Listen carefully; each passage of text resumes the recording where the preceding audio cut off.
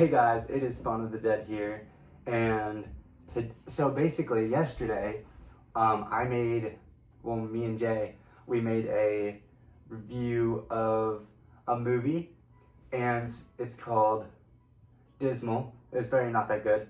Anyway, you guys should go watch that review.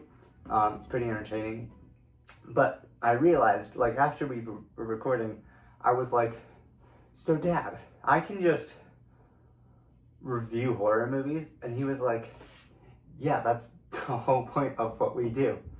And so then I can't believe that didn't click for me. But anyway, now that I know that, I can just review horror movies. So today, I bring you a review of Pulse. I don't know anything about it because I just got it at a movie store one time, thought it was cool. So I will get back to you when I'm done with that movie. Alright guys, well, I watched Pulse 2006. That movie was a movie. It had a runtime of 1 hour and 30 minutes. Its rating was PG-13. The director was Jim Sanzero. It starred Kristen Bell. Going into Pulse, I thought I was going to enjoy it. The concept sounded pretty creepy, and I was expecting a solid supernatural horror movie. Unfortunately, I was very wrong. Right from the beginning, the movie had a cold, unsettling atmosphere. There are a few creepy sightings that do a decent job of unnerving the viewer, and the film gives off a ghostly, sickly vibe. And the problem is that it rarely does anything interesting with that atmosphere. One of my initial thoughts was, why is this library so dark? The library kill wasn't even very good, and the fake out jump scare afterwards felt cheap and predictable. And during the library scene, it reminded me so much of the movie Underworld, because it was just like everything is black and green and their skin looks like it's made of seaweed because of how dark and green it is. It's like, how about just make it not that, you know? The movie constantly shifts styles though. At one point it feels like Underworld, then suddenly it has this bright punk rock aesthetic before jumping back into dark horror. I will say that Josh's apartment was genuinely creepy. The state of decay made for a visually interesting moment. The movie also had an ugly visual style, and it honestly reminded me of those old "you wouldn't steal a car" commercials.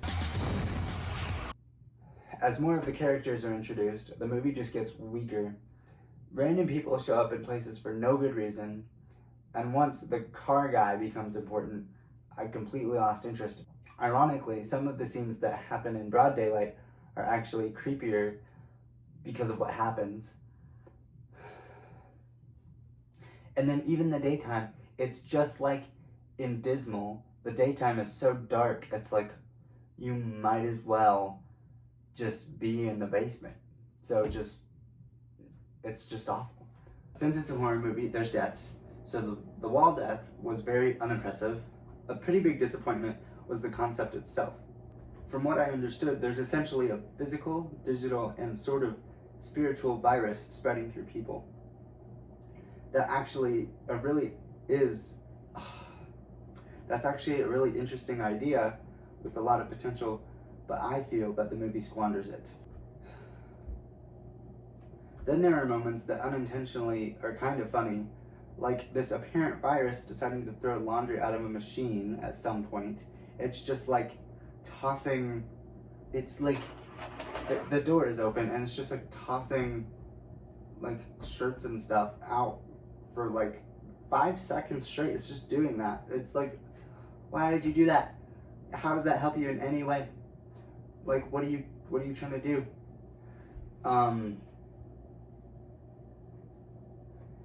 At one point, I realized that surviving this movie basically comes down to just don't intentionally download viruses. Don't hang around people who are dumb enough to intentionally download viruses.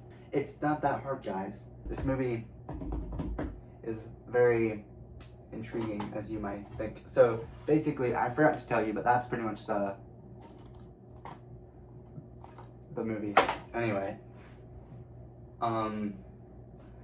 so if you decide to watch this movie, you'll notice that there's red tape in this movie, and it's treated like an incredibly important aspect. But the movie, you think it feels as if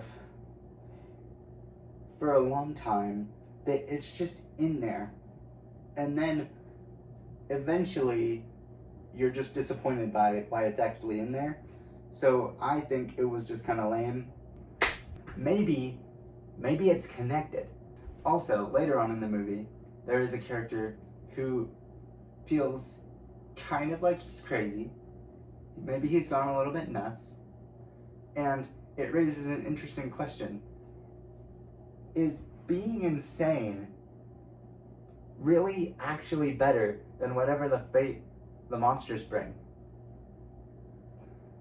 Than whatever fate the bad thing brings, you know? It's like,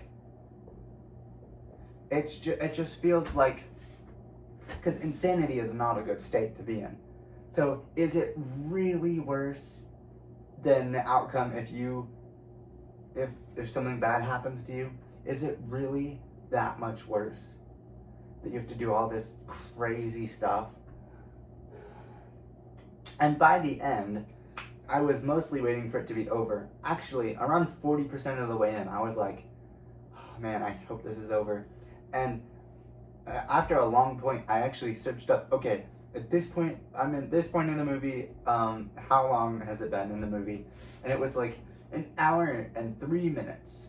And then I was like, oh my gosh, I still have a third of the movie to go? It felt, because like I said, it has a runtime of an hour and 30 minutes. It felt like I was already there for 2.5 hours. Because I thought I started this movie at like 12, and then I looked at the clock and it was like 2:10 or something. And I was just very shocked because, I don't know, it just felt very long to me. And then at some point, like, they're just, because I kind of was just like not really paying attention anymore. And I look up and they're just driving, and it actually looks kind of decent. It looks like it's cloudy and the lighting's bad still, but it looks much better, and that was nice. And then they're just driving, and there's like a monologue about like stuff, and then I don't know, it just felt so weird and kind of out of place for a movie that deliberately sets itself up to be this like dark, grimy, like nightmarish thing, and then all of a sudden again, which like I said, it's inconsistent, it's like an overcast day that doesn't look too awful anymore. What is going on?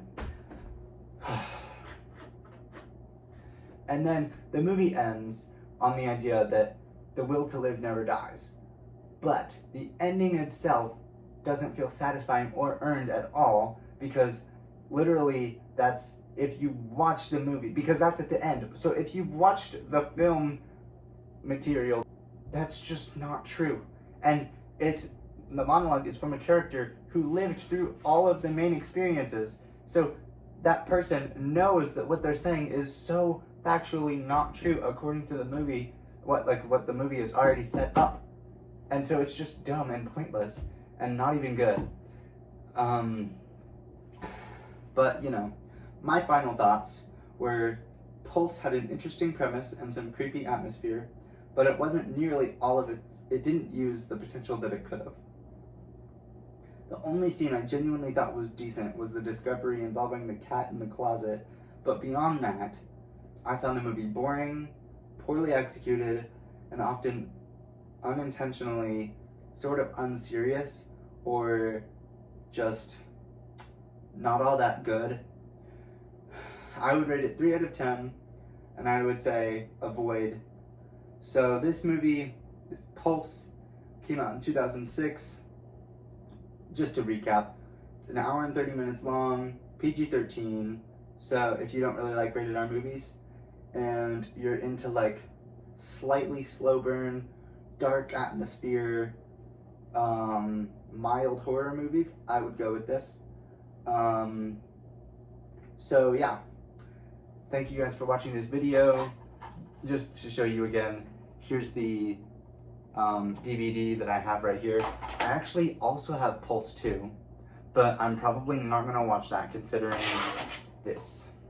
So, you know, thank you guys for watching this video. This was Spawn of the Dead, and I'll see you guys later.